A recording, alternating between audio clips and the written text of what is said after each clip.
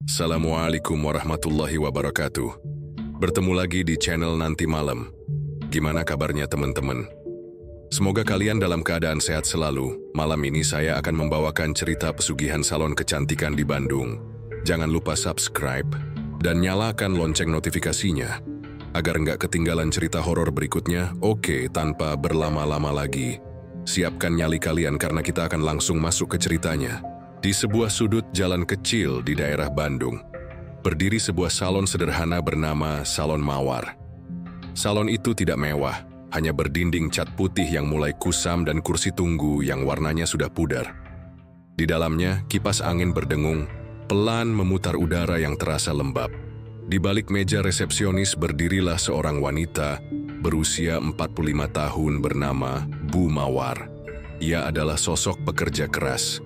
Setiap pagi, sebelum matahari naik, Bu Mawar sudah membuka rolling door tokonya, menyapu halaman, mengepel lantai, merapikan alat-alat make up dan memastikan semua handuk bersih serta wangi. Tangannya kasar, namun wajahnya selalu dihiasi senyum ramah, terutama saat menyambut pelanggan meskipun jumlahnya makin hari makin sedikit. Dulu salon itu cukup ramai. Pelanggan berdatangan dari kompleks sekitar. Ada yang mau cream bath, potong, rambut smoothing, bahkan sekadar facial ringan. Tapi semua berubah sejak 3 bulan terakhir. Maaf Bu, saya sekarang langganan ke tempat yang baru. Itu tuh. Salon Glow Up, kata seorang pelanggan lama, sambil menunduk tak enak hati. Wajah Bu Mawar menegang. Itu sudah yang kesekian kalinya ia mendengar nama salon tersebut. Salon Glow Up. Salon baru yang dibuka tak jauh dari salonnya, hanya 500 meter. Pemiliknya, seorang wanita muda bernama Mbak Dila, selalu tampil anggun dengan pakaian modis dan riasan sempurna. Salon barunya mewah, ber-AC, lengkap dengan alat modern, dan ruangan yang harum bunga lavender. Bu Mawar tahu betul siapa Mbak Dila. Dahulu, mereka sempat saling kenal saat kursus kecantikan, tapi Mbak Dila jauh lebih berani. Ia datang dengan modal besar, marketing agresif, dan tentu saja penampilan yang mencolok. Dalam waktu singkat, hampir semua pelanggan Bu Mawar berpindah ke sana. Di tengah ruangan, 2 karyawan Bu Mawar duduk sambil memainkan ponsel mereka. Tak ada pelanggan yang datang hari itu. Sudah hampir seminggu kondisi salon seperti ini. Bu, maaf. Gaji bulan ini bisa dibayar nggak ya? Tanya Sari, salah satu karyawannya, dengan raut ragu. Pertanyaan itu seperti tusukan di dada Bu Mawar. Ia hanya bisa memaksakan senyum, menenangkan Sari dengan janji palsu. Iya Sari, sabar ya. Kalau nanti ada pemasukan, Bu usahakan langsung kasih. Tapi dalam hatinya Bu Mawar tahu uang di tabungannya tinggal 100.000 rupiah. Bahkan untuk bayar listrik saja sudah nunggak 2 bulan. Sepulang dari salon sore, itu Bu Mawar mendapati suaminya, Pak Gilang, duduk santai di ruang tamu. Ia tak bekerja, sudah lama jadi pengangguran. Satu-satunya sumber pemasukan mereka berasal dari salon kecil itu. Tapi hari itu, alih-alih menyemangati, Pak Gilang justru menyalahkan. Kamu tuh gimana sih War?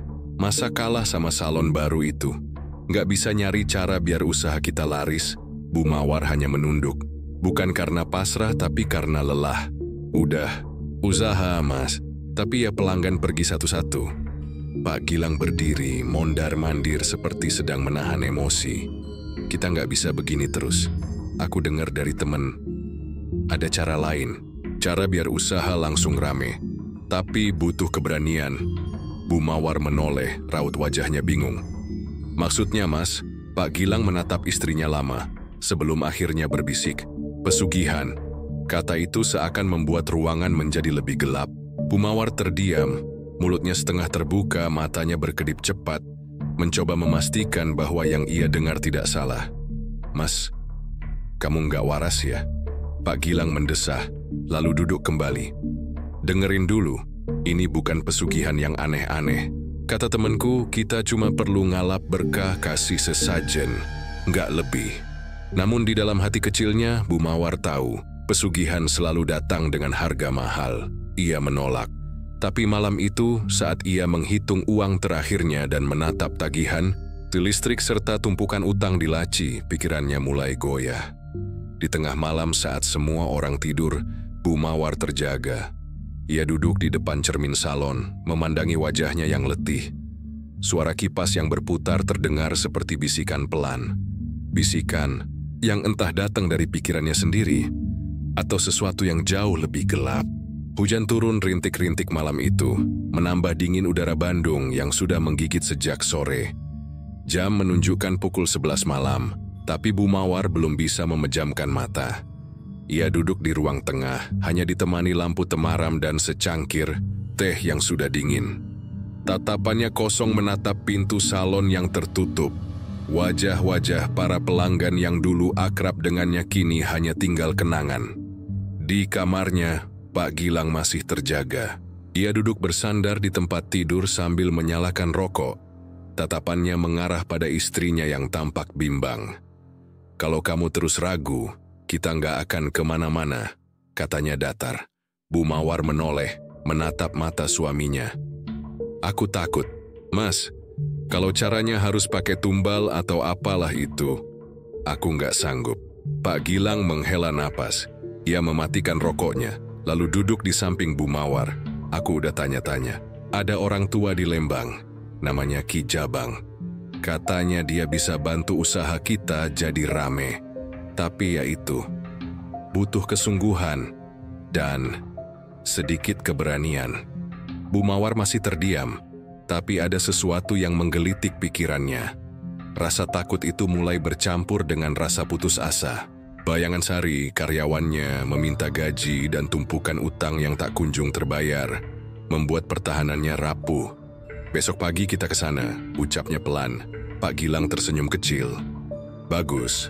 Pagi itu kabut masih tebal menyelimuti daerah Lembang. Udara dingin menusuk tulang saat motor tua yang mereka kendarai berhenti di depan sebuah rumah tua di tengah kebun pinus. Rumah itu berdinding kayu hitam yang sudah lapuk di beberapa bagian. Atapnya ditumbuhi lumut, dan di halaman depan tergantung beberapa botol kaca berisi cairan merah yang tidak diketahui isinya. Suasana sunyi, tak terdengar suara burung atau serangga, hanya suara daun yang bergesekan pelan. Pak Gilang mengetuk pintu kayu yang tampak rapuh. Tak lama kemudian pintu terbuka sedikit. Seorang pria tua dengan jubah coklat lusuh menatap mereka dari balik celah. Matanya merah seperti habis menangis lama, namun suaranya dalam dan tegas. "Masuklah, kalian sudah ditunggu." Bu Mawar merasakan bulu kuduknya berdiri. Tapi kakinya terus melangkah masuk, seolah ditarik oleh kekuatan yang tidak bisa dijelaskan. Di dalam rumah, bau dupa menyeruak kuat. Dinding dipenuhi kain hitam dan tulisan aksara Jawa kuno. Di tengah ruangan terdapat sesajen, kepala ayam, bunga 7 rupa, dan kendi berisi darah segar. Ki Jabang duduk bersila di atas tikar pandan. Di depannya ada sebongkah batu hitam mengkilap sebesar kepala manusia. "Usaha salon ya?" tanyanya. Tiba-tiba, tanpa Bu Mawar atau Pak Gilang membuka mulut. Bu Mawar tersentak. Iya, kok Bapak tahu?" Ki Jabang tersenyum samar. "Aku bisa lihat dari auramu, Nak. Salonmu sudah hampir mati, tapi bisa aku hidupkan dengan satu syarat." "Bu." Mawar menelan ludah. Ia menggenggam tangan Pak Gilang erat-erat. "Syukuran biasa nggak cukup. Kalau ingin cepat ramai, harus ada yang dikorbankan." "Korban? Maksudnya gimana?" tanya Bu Mawar. Meski ia sudah tahu jawaban itu, Ki Jabang menunjuk batu hitam di depannya. "Batu ini rumah dari Mbah yang membantuku. Ia suka daging manusia, tapi bukan sembarangan. Harus orang yang punya hubungan dengan kalian. Dekat, tapi tidak terlalu penting di hati kalian. Tumbal." Bu Mawar tercekat. Ia memandang Pak Gilang yang justru diam saja, seolah menyetujui semua ini. "Satu nyawa, satu keberuntungan," lanjut Ki Jabang. "Setelah tumbal pertama, salon akan mulai ramai. Tapi setiap 3 bulan harus ada tumbal baru. Kalau tidak, semua akan hancur. Dan kamu sendiri yang akan jadi korban terakhir." Hening menggantung. Hanya suara dupa yang mendesis perlahan. "Siapa yang harus jadi tumbal pertama?" tanya Ki Jabang tenang. Bu Mawar memejamkan mata. Di benaknya terbayang wajah Sari, karyawannya yang sering terlambat, kadang suka mengambil tip tanpa izin, tapi selalu tertawa saat bekerja. Ia mengangguk perlahan. "Sari," Ki Jabang tersenyum tipis, seperti sudah tahu jawabannya sejak awal. "Baik, nanti malam ambil segenggam rambutnya lalu bawa ke sini. Ku akan panggil mbahku. Setelah itu, lihat sendiri apa yang terjadi." Malam itu, di salon yang sunyi, Bu Mawar memperhatikan Sari yang sedang membersihkan peralatan make up. Ia mendekat perlahan, pura-pura berbasa-basi, lalu dengan cepat menarik sejumput rambut Sari saat karyawan itu membungkuk. Sari terkejut. "Bu, ngapain sih?" Maaf, Sar. Tadi ada rambut nyangkut di kerah bajumu," jawab Bu Mawar gugup. Sari mengangguk bingung. Tak menyangka apapun, dia kembali bekerja seperti biasa. Tapi malam itu, nasibnya sudah ditentukan. Dan Bu Mawar, wanita yang dulu takut akan dosa, kini telah menapakkan kaki di jalan gelap yang tak bisa ia putar kembali. Malam itu langit Bandung tampak gelap pekat, seolah bulan enggan menampakkan diri. Awan menggumpal berat, dan udara dingin terasa menusuk sampai ke tulang. Di dalam salon, Bu Mawar duduk sendirian di kursi pelanggan. Lampu salon sengaja dibiarkan redup. Di tangannya tergenggam segumpal rambut Sari yang tadi siang diam-diam ia ambil. Tangannya gemetar, hatinya berkecamuk, tapi pikirannya tetap berjalan lurus ke satu arah. Ini semua demi kelangsungan hidup. Tak lama kemudian Pak Gilang muncul dari arah belakang, membawa jaket lusuh dan senter kecil. "Udah siap?" tanyanya datar. Bu Mawar mengangguk pelan, lalu berdiri. Mereka keluar diam-diam menutup pintu salon tanpa suara, dan kembali melaju naik motor menuju rumah Ki Jabang di Lembang. Rumah Ki Jabang kali ini tampak lebih menyeramkan dari sebelumnya. Di halaman beberapa lilin menyala di atas tanah yang digali dangkal, membentuk lingkaran.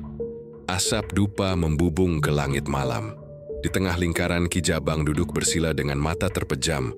Mulutnya komat kamit membacakan mantra dalam bahasa Sunda kuno yang terdengar asing. Begitu melihat kedatangan Bu Mawar dan Pak Gilang, Ki Jabang membuka matanya perlahan. Tatapannya kosong namun tajam. "Letakkan rambutnya di sini," perintahnya, menunjuk ke atas batu hitam yang sama seperti kemarin.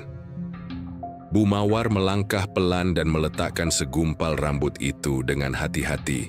Begitu rambut itu menyentuh batu, api dari lilin-lilin di sekeliling mereka tiba-tiba membesar. Angin berembus kencang, langit mengguntur, dan dari dalam tanah terdengar suara gemuruh aneh, seperti ada sesuatu yang merayap naik dari kedalaman bumi. Ki Jabang melanjutkan mantra dengan suara yang semakin keras. Aroma darah dan dupa menyatu di udara. Tiba-tiba batu hitam itu berdenyut, seperti jantung yang hidup. Rambut Sari terbakar dengan sendirinya, dan dari asap yang membumbung, muncul sesosok bayangan hitam tinggi besar. Sosok itu tak memiliki wajah, hanya mata merah menyala dan tubuh berbulu seperti binatang. Bu Mawar terdiam membeku, napasnya tercekat. Dia sudah menerima tumbal pertamanya, ujar Ki Jabang lirih. "Besok, salonmu akan ramai." Pagi hari, Bu Mawar bangun lebih awal dari biasanya. Tubuhnya lelah, tapi pikirannya tak bisa berhenti bertanya-tanya. Benarkah ritual semalam akan membawa perubahan? Atau semuanya hanya tipuan orang tua gila? Ia membuka salon seperti biasa, menyapu lantai dan menyalakan kipas angin. Namun, sebelum jam 9 pagi, seorang pelanggan datang. Lalu 2, lalu 5. "Bu, saya mau cream bath ya, bisa sekarang?" "Bu, saya lihat di TikTok katanya salon Bu Mawar bagus banget. Ada paket facial, Bu. Wangi banget tempatnya, bikin betah." Bu Mawar terpana. Biasanya butuh waktu seminggu untuk mendapat 5 pelanggan. Kini, dalam hitungan jam, antrian sudah mengular. Sari juga tampak sibuk, mondar-mandir membantu pelanggan. Ia sama sekali tak tahu bahwa namanya telah digunakan dalam sebuah perjanjian gelap. Namun, sore hari, saat salon mulai sepi dan matahari perlahan tenggelam, hal aneh mulai terjadi. Sari tampak linglung. Ia duduk di kursi make up sambil menatap kosong ke arah cermin. "Sari," panggil Bu Mawar merasa khawatir. Gadis itu tidak menjawab. Matanya memandangi bayangannya sendiri, tapi seperti sedang melihat sesuatu yang lain. Bibirnya bergerak tapi tidak bersuara. Beberapa detik kemudian Sari bangkit dan berjalan pelan ke arah pintu. "Saya pulang dulu ya, Bu," katanya tanpa menoleh. Bu Mawar hanya mengangguk. Dalam hati ia diliputi rasa bersalah yang semakin dalam. Keesokan harinya Sari tidak masuk kerja. Bu Mawar mencoba menghubungi, tapi tidak ada jawaban. Sampai akhirnya sore harinya, kabar itu datang dari ketua RT. Sari ditemukan meninggal di sungai. Katanya terpeleset saat pulang malam. Bu Mawar terdiam, tubuhnya limbung. Jantungnya berdegup keras. Ia menutup salon lebih awal hari itu. Di dalam kamar, Bu Mawar duduk sendirian sambil menangis pelan. Ia tidak pernah menyangka bahwa efek dari tumbal itu akan secepat dan setepat itu. Namun di sisi lain, salon miliknya kini menjadi buah bibir. Pelanggan berdatangan. Uang mengalir deras. Pak Gilang mulai terlihat sibuk mencatat pemasukan. Senyum mereka kembali muncul di wajah. Tapi hanya Bu Mawar yang tahu, semuanya adalah hasil dari satu nyawa. Dan sesuai dengan perjanjian Ki Jabang, 3 bulan dari sekarang, tumbal kedua harus disiapkan. 3 bulan berlalu sejak kematian Sari. Waktu yang terasa seperti angin. Cepat, dingin, dan tak terasa. Namun dalam hitungan hari itu pula, kehidupan Bu Mawar berubah drastis. Salon Mawar kini menjelma menjadi salah satu tempat kecantikan paling populer di kawasan itu.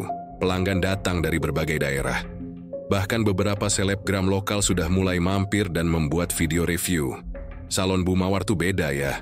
Enak banget krim batnya, wangi, nyaman, dan hasilnya langsung kelihatan. Begitu kata salah satu konten kreator di TikTok. Bu Mawar pun mulai memperbaiki interior salon. Cat dinding diganti warna soft pink, AC dipasang. Kursi pelanggan diperbarui dengan yang empuk dan berdesain elegan. Ruang fasial kini dilengkapi diffuser aromaterapi dan musik santai.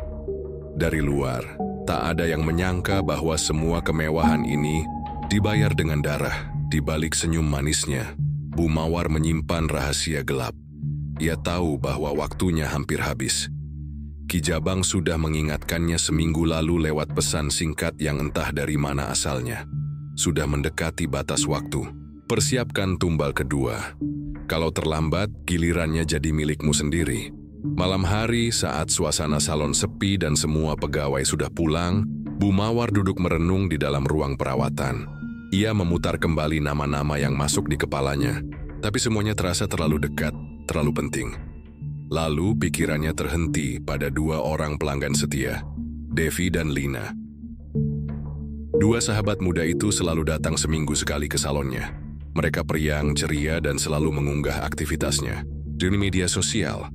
Setiap kali datang, mereka selalu membawa energi positif dan follower baru bagi salon. Namun bagi Bu Mawar, mereka bukan sekadar pelanggan. Mereka adalah target yang sempurna. Devi dan Lina datang lagi hari Jumat sore. Mereka duduk di kursi salon sambil tertawa-tawa membicarakan mantan pacar dan rencana liburan ke Bali. Bu Mawar, fasil yang kemarin dong. Yang pakai masker lumpur itu enak banget, ujar Lina riang. Iya Bu, sekalian aku mau hair spa juga ya. Rambutku lagi rontok banget nih, tambah Devi sambil memainkan ujung rambutnya. Bu Mawar hanya tersenyum manis. Bisa, sayang. Kalian berdua memang pelanggan kesayangan ibu. Sore itu mereka dirawat seperti ratu.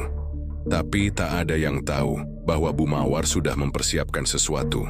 Di ruang belakang ia telah menyimpan 2 helai rambut dan potongan kuku mereka. Diam-diam diambil beberapa minggu lalu saat perawatan. Malam harinya Bu Mawar dan Pak Gilang kembali ke rumah Ki Jabang. Langit tampak lebih gelap dari biasanya. Awan menggumpal tebal seperti sedang menyimpan badai. Di tengah ritual, Ki Jabang terlihat lebih serius. Mantranya lebih panjang, dan asap dupa lebih tebal dari sebelumnya. Apa kalian yakin dengan pilihan ini? Tanya Ki Jabang sebelum memulai. Bu Mawar menggenggam lengan suaminya. Kami sudah tidak bisa mundur. Ki Jabang mengangguk, lalu, mulai membakar rambut dan kuku Devi dan Lina di atas batu hitam. Batu itu kembali berdenyut, angin mendesis, dan dari tanah terdengar suara jeritan, seperti tangisan dari dasar neraka. Mereka akan diambil saat paling bahagia, ucap Ki Jabang. Pelan 2 hari kemudian, Devi dan Lina mengunggah video di Instagram mereka. Kita mau liburan ke Bali, akhirnya, tulis Devi di caption. Bu Mawar melihat video itu sambil menggigit bibir. Rasa bersalahnya menumpuk, tapi kekuasaan dan kenyamanan mulai membutakannya. Ia hanya bisa menatap layar ponsel dengan tangan, gemetar menunggu waktu itu datang. Dan benar saja, berita itu muncul 2 hari setelah mereka tiba di Bali. 2 mahasiswi Bandung ditemukan tewas di dalam villa. Diduga keracunan karbon monoksida dari genset bocor. Wajah Devi dan Lina muncul di layar TV. Senyum mereka membeku dalam bingkai foto. Bu Mawar menangis malam itu. Bukan karena kehilangan, tapi karena ketakutan. Ia kini sadar bahwa ia benar-benar tidak bisa keluar dari perjanjian ini. Namun seperti candu, setiap kali tumbal dikorbankan, rezeki semakin deras. Uang masuk seperti air bah. Salon Mawar mendapat tawaran kerjasama dari merek kosmetik terkenal. Bahkan, seorang produser acara TV lokal datang untuk membuat segmen khusus tentang salon sukses. Pak Gilang semakin rakus. Ia membeli mobil bekas, gadget baru, dan sering keluar malam entah kemana. Bu Mawar mulai gelisah. Mas, kalau tiap 3 bulan kita harus ngorbanin orang, kita bakal habis-habisan. Sampai kapan? Pak Gilang hanya tertawa. Selama masih bisa dikendaliin, jalanin aja dulu, nanti juga ketemu caranya. Tapi malam itu, Bu Mawar bermimpi buruk. Dalam tidurnya, ia melihat Sari, Devi, dan Lina berdiri di pojok salon. Wajah mereka pucat, mata mereka kosong, dan mulut mereka terbuka seolah hendak berteriak. Tapi yang keluar bukan suara, melainkan darah. Dan di belakang mereka berdiri sosok bayangan hitam yang makin besar. Sosok itu menunjuk ke arah Bu Mawar. Lalu perlahan meletakkan telunjuk ke lehernya sendiri, isyarat kematian. Bu Mawar terbangun dengan nafas tersengal dan tubuh penuh keringat. Tapi ia tahu tidak ada waktu untuk menyesal. Karena dalam 3 bulan ke depan, darah lain harus mengalir. Dan jika tidak, giliran siapa? Sejak tumbal kedua diterima, kehidupan Bu Mawar berubah semakin mewah. Salon miliknya tak pernah sepi pengunjung. Setiap pagi antrean sudah mengular, bahkan sebelum pintu dibuka. Uang mengalir deras, tip menggunung. Produk-produk kecantikan dikirim secara cuma-cuma sebagai endorsement. Semua tampak sempurna dari luar, tapi di dalam rumah tangga badai perlahan terbentuk. Pak Gilang, yang dulu hanya ikut-ikutan dalam keputusan pesugihan, kini mulai kecanduan.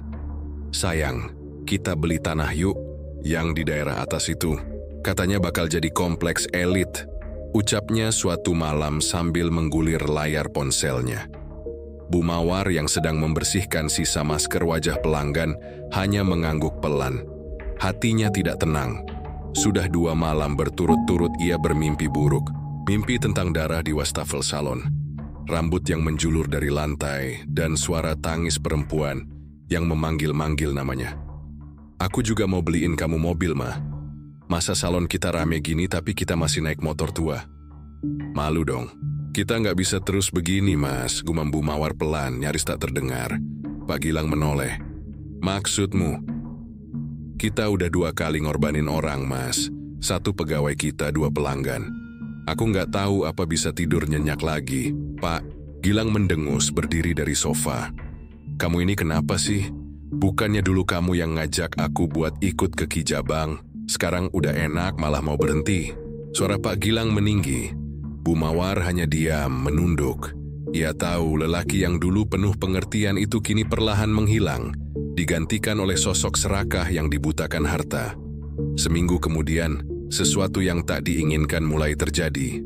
Seorang pelanggan datang ke salon dengan marah-marah. Katanya wajahnya iritasi parah setelah fasial. Bu Mawar, ini gimana sih? Saya jadi jerawatan semua. Saya udah post di medsos, dan banyak yang bilang juga ngalamin hal sama. Berita itu menyebar cepat dari mulut ke mulut, dari story ke story. Dalam hitungan hari, rating salon turun drastis. Beberapa pelanggan membatalkan janji. Endorsement dibatalkan. Bahkan ada yang mengembalikan produk dengan marah-marah. Bu Mawar panik.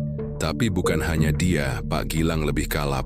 Ini gara-gara kamu ragu-ragu ngasih tumbal. Dulu waktu kita serius, rejeki deras terus.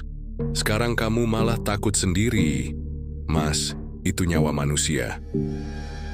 Bisik Bu Mawar lirih. Air matanya mulai jatuh. Pak Gilang menatapnya dingin. Lalu pergi begitu saja. Malam itu tanpa kabar. Sampai subuh pun tak kembali. Keesokan harinya Pak Gilang pulang dalam kondisi mabuk. Baju kusut, matanya sembab. Ia melempar ponsel ke sofa dan duduk sambil memijat kening. Aku udah nemuin calon tumbal yang pas, katanya pelan. Namanya, pegawai baru, dia polos, nggak punya keluarga di sini. Kalau dia hilang, nggak ada yang nyari. Bu Mawar tercekat. Kita belum pernah ngorbanin orang yang belum kita kenal dekat, Mas. Pak Gilang menatap istrinya tajam. Kalau kamu nggak mau bantu, aku sendiri yang urus. Dan benar saja. 2 hari kemudian, Mela tidak masuk kerja. Bu, Mela kemana? Tuh ya, dia nggak pamit, padahal hari ini jadwalnya jaga. Tanya salah satu pegawai. Bu Mawar hanya tersenyum kecil. Mungkin dia pulang kampung tanpa bilang. Padahal dalam hatinya ia tahu persis apa yang terjadi. Dan yang lebih menakutkan, ia tidak ikut dalam prosesnya.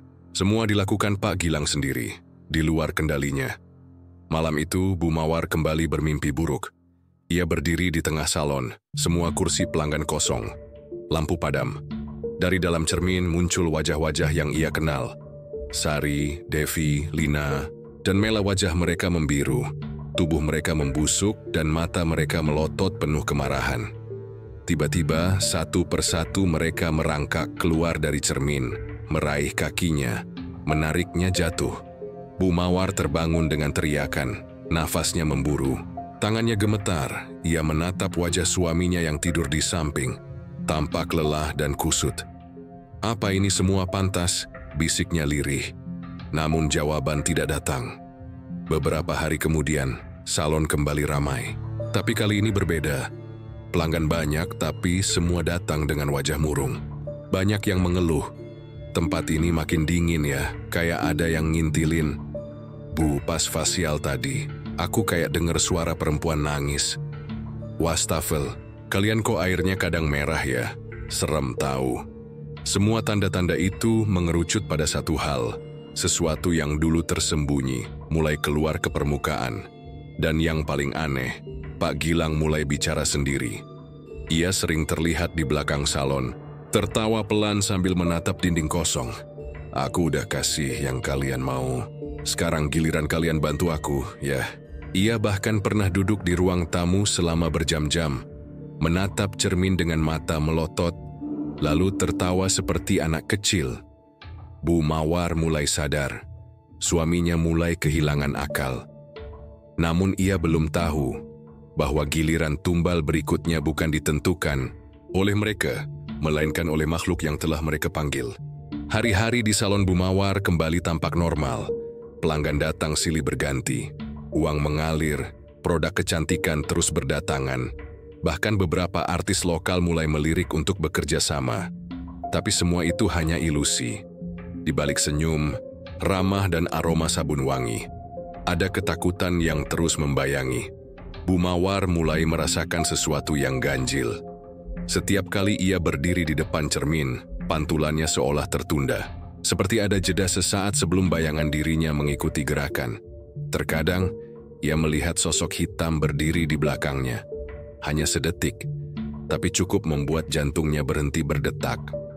Bu, kenapa ibu pucat banget? Tanya salah satu karyawan. Nggak apa-apa, cuma kurang tidur aja.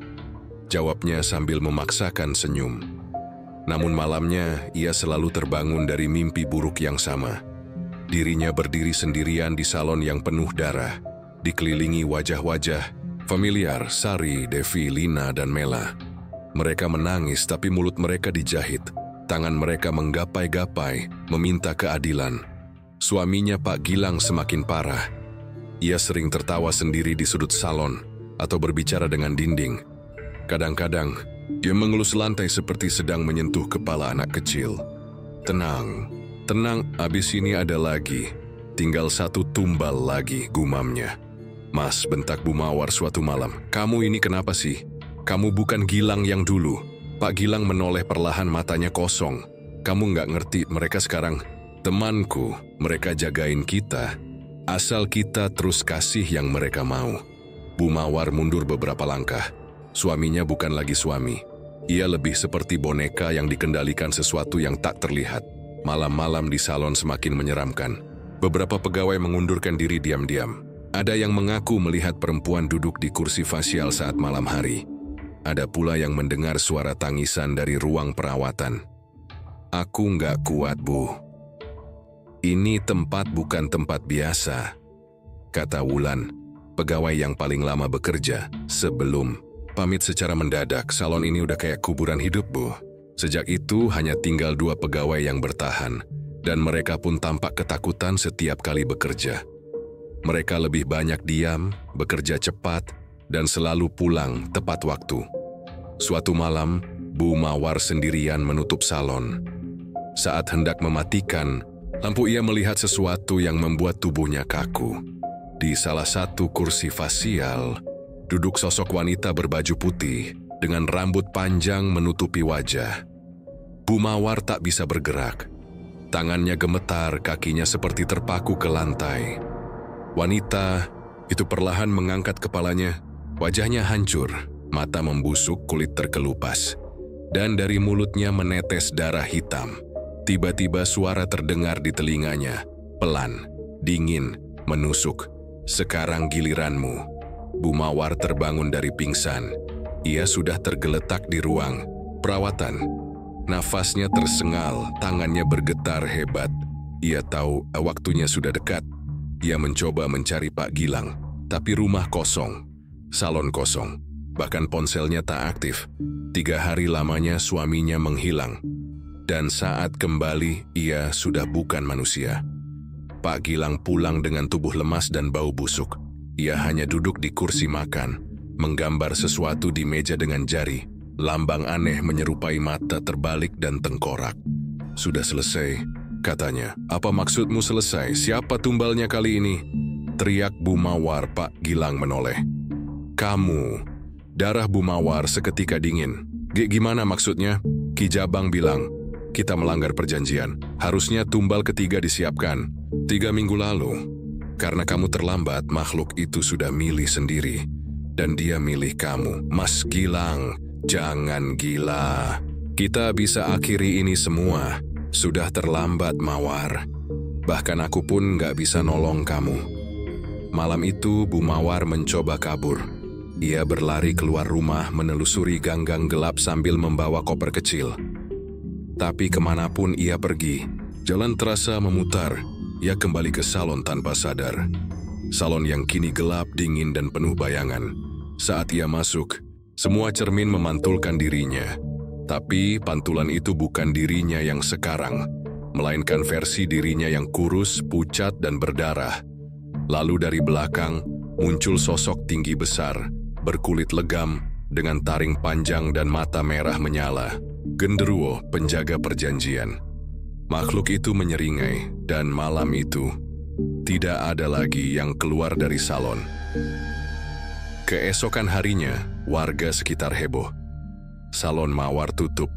Tidak ada aktivitas. Pintu terkunci dari dalam. Tetangga curiga dan melapor.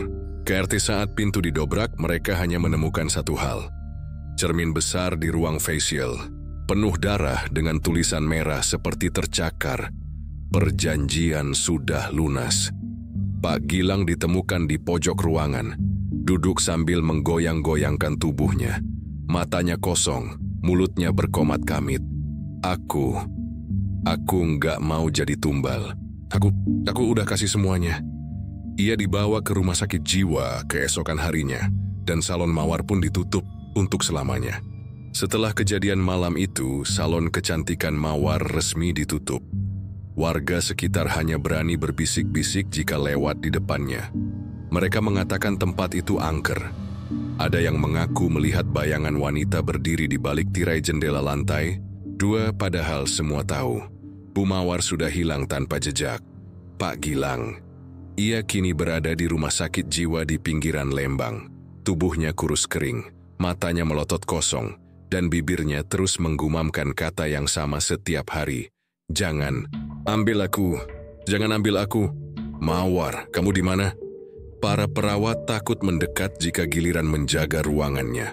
Setiap malam Pak Gilang kerap menggaruk-garuk dinding, mencoretkan simbol aneh yang tak dikenali siapapun. Ia juga suka tertawa pelan, seolah sedang berbicara dengan makhluk tak kasat mata. Aku udah kasih mereka semua yang mereka mau. Kenapa aku masih di sini? Sementara itu, kabar tentang hilangnya Bu Mawar mulai menyebar. Beberapa pelanggan yang dulu setia mulai merasa bersalah. Devi dan Lina, 2 korban tumbal, semakin sering muncul dalam mimpi orang-orang. Salah satu pelanggan, Ibu Sinta, bahkan nekat datang ke salon itu karena ingin mengambil kembali kalung emasnya yang tertinggal. Tapi begitu ia masuk lewat pintu belakang yang rusak, ia mendapati ruangan penuh dengan cermin-cermin pecah, noda darah di lantai, dan bau amis yang menyengat. Di ruang facial, ia melihat sebuah tulisan di dinding, tercoret dengan warna hitam, pekat seperti arang terbakar. Semua yang mencari keindahan dengan darah akan dibawa pulang oleh bayangan. Ibu Sinta berteriak histeris dan pingsan di tempat. Ia ditemukan warga beberapa jam kemudian, dengan rambut memutih seketika dan mata terbuka lebar. Sejak hari itu tidak ada yang berani mendekat ke bangunan itu lagi. Namun kisah kelam ini belum berakhir. Seseorang sedang menyelidiki kasus ini. Namanya Pak Wira, seorang mantan polisi yang kini menjadi paranormal. Ia sudah lama mempelajari jejak-jejak pesugihan yang tersebar di Jawa Barat. Saat mendengar kabar tentang Bu Mawar, ia langsung tahu pola yang sama terjadi. Kesuksesan mendadak, kehilangan orang terdekat, lalu kehancuran total. Semua terhubung pada satu nama. Ki Jabang. Ki Jabang dikenal sebagai dukun tua yang menghilang secara misterius 2 dekade lalu. Konon, ia menjual jiwanya kepada makhluk genderuwo dari gunung untuk mendapatkan ilmu pengasihan dan pemikat dagangan. Para pengikutnya diminta mempersembahkan tumbal jiwa manusia agar rezeki mereka terus mengalir. Pak Wira menelusuri jejak Bu Mawar hingga menemukan rumah kosong tua di pinggiran kota Lembang. Di sana ia menemukan bekas tempat pemujaan dengan sisa-sisa rambut, tulang kecil, dan cermin bundar di tengah ruangan. Saat ia menatap ke dalam cermin itu, ia melihat wajah Bu Mawar. Tapi bukan wajah cantik seperti dulu, melainkan wajah yang rusak, penuh luka, dengan mata hitam yang menatap tajam ke arahnya. "Selamat datang." Suara itu terdengar dari balik cermin. "Aku belum selesai." Pak Wira mundur, menggigit bibir. Ia sadar roh Bu Mawar tidak pergi ke alam baka. Ia terperangkap, menjadi bagian dari roh-roh penasaran yang mengabdi kepada Ki Jabang. Ia kini penjaga baru pesugihan, menggantikan posisi tumbal sebelumnya. Malam, Pak Wira bermimpi buruk. Dalam mimpinya ia berada di ruang facial salon. Semua cermin berdarah. Wajah-wajah para korban muncul satu persatu, menangis meratap, memanggil namanya. Ia mendengar suara tawa Pak Gilang dari kejauhan. Lalu, suara Ki Jabang berbisik, "Kamu boleh tutup salonnya, tapi perjanjiannya akan terus hidup. Akan ada salon lain, akan ada wanita lain, akan ada tumbal baru." Dan benar saja, beberapa bulan kemudian sebuah salon baru berdiri di kota sebelah. Pemiliknya seorang wanita muda yang ramah, cantik, dan ambisius. Namanya Mita. Ia mengatakan pada media bahwa ia berhasil membuka salon mewah dalam waktu singkat karena mendapat mimpi petunjuk dari seorang wanita tua berambut panjang dan berselendang merah yang mengajarkannya rahasia kecantikan sejati. Mita tak sadar, ia baru saja meneruskan perjanjian yang tak pernah benar-benar selesai, dan kutukan itu akan terus mencari korban baru. 3 bulan setelah salon kecantikan Mawar ditutup, Dan kisah mengerikan Bu Mawar meredup perlahan. Di sebuah kota kecil di pinggiran Bandung, berdirilah salon baru bernama Mita Beauty Lounge. Letaknya strategis, dekat pusat perbelanjaan dan kampus swasta. Dengan tampilan bangunan modern minimalis berwarna putih gading dan kaca besar berlogo emas mengilap.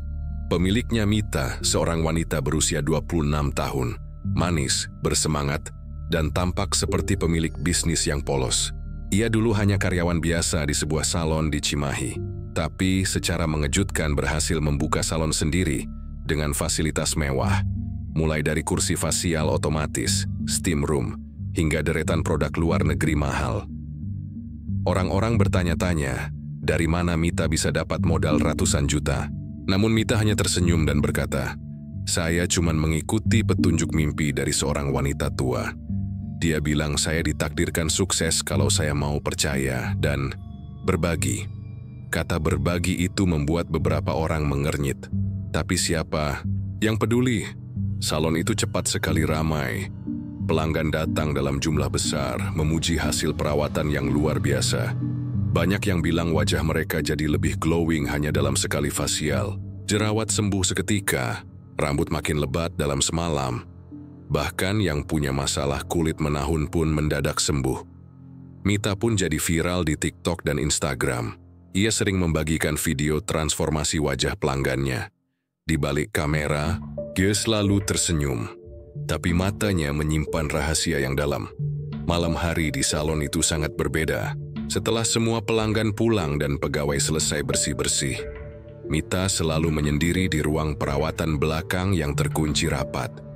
Di dalamnya terdapat cermin bundar tua, kain merah tua, dan mangkuk berisi cairan hitam. Di depan cermin itu, Mita duduk bersila. Ia memanggil nama-nama. "Bu Mawar, Kijabang, aku sudah bawa yang kalian minta." Dari cermin, sesosok wajah wanita rusak muncul samar-samar. Wajah itu bukan lain adalah Bu Mawar. "Bagus, Mita. Terus beri kami keindahan dari rasa sakit mereka. Maka keberuntungan akan terus mengalir." Tumbal pertama Mita adalah salah satu pegawainya, seorang gadis muda bernama Novi. Ia adalah yang paling ceria, sering tertawa keras, dan disukai pelanggan. Suatu malam, Novi pulang lembur sendirian. Esok paginya, tubuhnya ditemukan tergeletak di ruang cuci rambut. Wajahnya pucat, matanya terbuka lebar, dan di lehernya terdapat bekas jari-jari membiru. Polisi menyimpulkan serangan jantung, padahal Novi sehat dan bugar. Mita hanya menangis kecil di depan wartawan. "Dia seperti adik sendiri buat saya. Ini musibah besar." Tapi 2 hari setelah kematian Novi, pengikut Instagram salon Mita meningkat drastis. Pelanggan makin membludak, dan bahkan seorang selebgram terkenal datang untuk endorsement tumbal. Berhasil Pak Wira, mantan polisi yang kini menjadi paranormal, mulai mencium gelagat aneh dari salon ini. Ia melihat pola yang sama seperti dulu di kasus Bu Mawar. Ia menyamar menjadi pelanggan, datang siang hari, dan mencoba bertemu langsung dengan Mita. Saat mereka bersalaman, ia merasakan kulit tangan gadis muda itu dingin dan bergetar halus. Ada sesuatu yang janggal dalam sorot matanya. "Salon ini cepat sekali naik daun, ya Mbak," ujar Pak Wira sambil senyum ramah. Mita membalas senyum, tapi hanya sebentar. "Ya, mungkin rezeki turun dari langit," jawabnya. Setengah bercanda, Pak Wira pura-pura tertawa, tapi hatinya mencatat semua. Ia merasa aura tempat itu semakin berat. Saat ia duduk di kursi fasial, ia melihat sebentar ke arah cermin besar. Dan selama 1 detik, ia melihat bayangan wanita lain berdiri tepat di belakang Mita. Wajah hancur, tubuh gosong, rambut panjang menjuntai, Bu Mawar. Di malam yang sama, Pak Wira mencoba menyusup ke salon setelah jam operasional. Ia membawa sesajen, Lies Mantera Pelindung. Ia tahu ia harus menghancurkan cermin ritual yang menjadi pusat kekuatan pesugihan itu. Tapi ia tidak tahu, Mita sudah menunggunya. Saat ia masuk ke ruang ritual, Mita sudah berdiri di sana. Wajahnya tenang, tapi matanya berubah menjadi gelap, pupilnya seperti mengembang memenuhi bola mata. "Pak Wira, kenapa selalu ikut campur hal yang bukan milikmu? Karena sudah terlalu banyak yang jadi korban. Aku nggak akan biarkan ini terulang." Mita tertawa pelan. "Kamu pikir aku takut pada Mantera kuno dan sesajen itu? Ini bukan sekadar pesugihan. Ini perjanjian darah. Aku dan Bu Mawar sudah menyatu. Kami adalah cermin itu." Mita mengangkat tangannya. Dari balik cermin muncul tangan hitam besar. Tangan gendruwo yang dulu mengikuti perintah Bu Mawar. Pak Wira berdoa keras, menyebar garam hitam dan membacakan doa pelindung. Ruangan gemetar. Cermin bergetar keras. Sosok Bu Mawar muncul, menjerit, marah. Lalu, brak, cermin retak. Dan untuk pertama kalinya, bayangan di dalam cermin menghilang. Pak Wira pingsan di tempat. Saat ia bangun, ia sudah berada di luar salon. Bangunan itu kini sepi, kosong. Tidak ada lagi tulisan Mita Beauty Lounge. Seolah tidak pernah ada, Mita pun menghilang tanpa jejak. Warga percaya salon itu dihancurkan oleh pemiliknya sendiri karena ada gangguan supranatural. Tapi hanya Pak Wira yang tahu kebenarannya. Masalahnya, sebelum menghilang Mita sempat menuliskan satu kalimat di tembok belakang salon. "Akan ada wanita lain, akan ada salon baru. Kita semua ingin cantik, kan?" Dan begitulah. Kutukan itu belum benar-benar berakhir. Ia hanya berpindah, menunggu korban baru yang ambisius. Jadi sekian mudah tergoda. Waktu terus berjalan, dan meskipun salon Mita sudah menghilang begitu saja dari peta kota, kengerian yang ditinggalkan tak pernah benar-benar hilang. Warga yang pernah mendengar tentang salon itu kini memilih untuk menutup mulut, tak berani menyebarkan kisahnya lebih lanjut. Namun hal itu tidak menghentikan arus kejadian yang lebih gelap yang akan datang. Di sebuah kota kecil yang terletak beberapa ratus kilometer dari Bandung, sebuah salon baru muncul tanpa banyak pemberitahuan. Namanya Nikita Beauty Studio. Pemiliknya seorang wanita muda bernama Nikita. Tampaknya tak berbeda jauh dengan Mita, bercita-cita tinggi, percaya diri, dan penuh ambisi. Nikita baru saja membuka salon tersebut dengan modal yang luar biasa, besar. Hanya dalam waktu beberapa bulan salon ini menjadi sangat terkenal. Pelanggan datang berbondong-bondong dari seluruh penjuru kota. Mereka semua memuji perawatan yang luar biasa, hasil yang sangat cepat, dan keajaiban yang seolah datang dalam sekejap. Wajah mereka semakin berseri-seri setelah perawatan, kulit yang rusak pulih, dan rambut yang rontok tumbuh kembali dengan lebat. Nikita, seperti Mita, selalu menyapa mereka dengan senyum tulus. Tetapi ada sesuatu yang misterius dalam tatapan matanya. Seiring berjalannya waktu, pelanggan yang datang semakin banyak, dan salon ini kian berkembang pesat. Namun ada satu hal yang tidak bisa dihindari. Beberapa pelanggan mulai merasa ada yang aneh dengan diri mereka. Ada yang merasa tubuhnya semakin lelah meskipun baru saja mendapat perawatan. Ada yang bermimpi buruk tentang wanita yang wajahnya hancur. Dan ada pula yang mulai merasa kesepian, bahkan kehilangan semangat hidup. Di tengah gemerlapnya bisnis salon, sebuah sosok yang tak terlihat diam-diam mengamati dari jauh. Pak Wira, setelah berhasil menghancurkan ritual pesugihan di salon Mita, merasa ada sesuatu yang tak beres. Meskipun salon itu telah menghilang, kehadiran kekuatan gelap masih terasa. Sebuah firasat buruk mengusiknya, dan ia merasa ada yang sedang mengikuti jejak yang sama. Ia merasa gelisah, seolah arwah Bu Mawar dan Mita tak pernah benar-benar pergi. Sementara itu, Nikita merasa dunia berubah begitu cepat.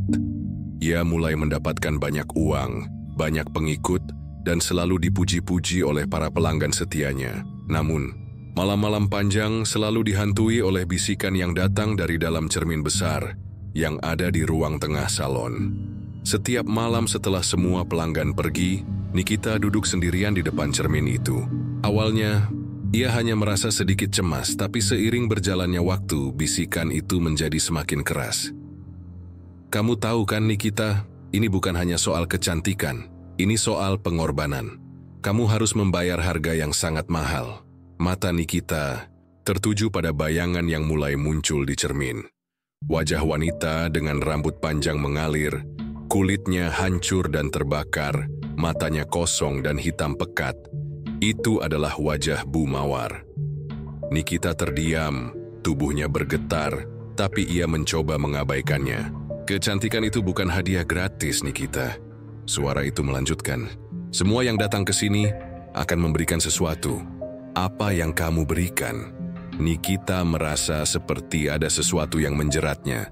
Setiap hari ia semakin sulit tidur, semakin sering terbangun dengan keringat dingin. Suara itu, meskipun samar, tetap ada seolah terus memanggilnya, mengingatkannya pada sesuatu yang ia coba hindari. Ia tahu, jauh di lubuk hatinya, bahwa ia tak bisa keluar dari perjanjian ini. Pak Wira akhirnya menemukan jejak yang ia cari. Berdasarkan informasi yang ia dapatkan dari beberapa sumber, ia menyusup ke salon Nikita malam itu.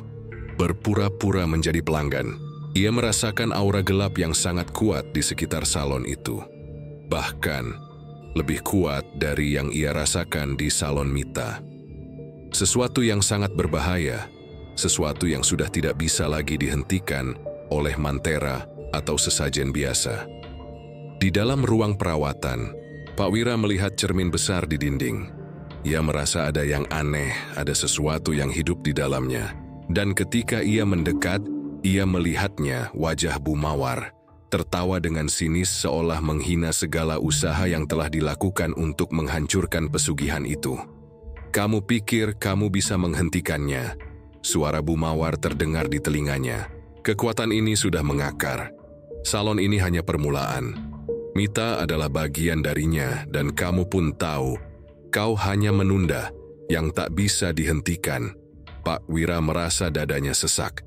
Ia sudah tahu bahwa dalam dunia pesugihan ini, tak ada yang bisa benar-benar menghapus jejak-jejak gelap. Semuanya akan kembali. Dia hanya bisa menunda dan berusaha melawan. Tapi pada akhirnya, kutukan itu akan berpindah ke tempat lain, ke orang lain yang lebih mudah tergoda. Keesokan harinya, salon Nikita dibuka seperti biasa. Namun ada yang berbeda. Pelanggan yang datang tampaknya lebih banyak daripada biasanya.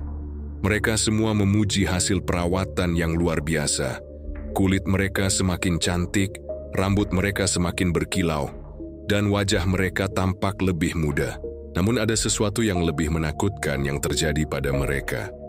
Banyak yang mengeluh merasa kelelahan, lemas, dan ada yang mengaku sering mendengar suara wanita menangis dalam mimpi mereka. Malam itu, Nikita berdiri di depan cermin besar, menatap wajahnya yang semakin memudar. Dan suara itu kembali datang. Ia tahu, kini ia berada di titik yang tak bisa diputar lagi. Ia telah terjebak dalam lingkaran yang tak pernah berakhir. Cermin itu, yang dulunya hanya sebuah barang, kini menjadi pintu bagi segala yang gelap. Tak ada jalan keluar. "Selamat datang, Nikita." Suara Bu Mawar terdengar lembut namun mengancam. "Kamu akan membawa kami ke tempat baru, menuju kesuksesan yang tak terbayangkan. Tapi ingat, tak ada kebebasan. Kita semua terikat oleh kutukan yang sama."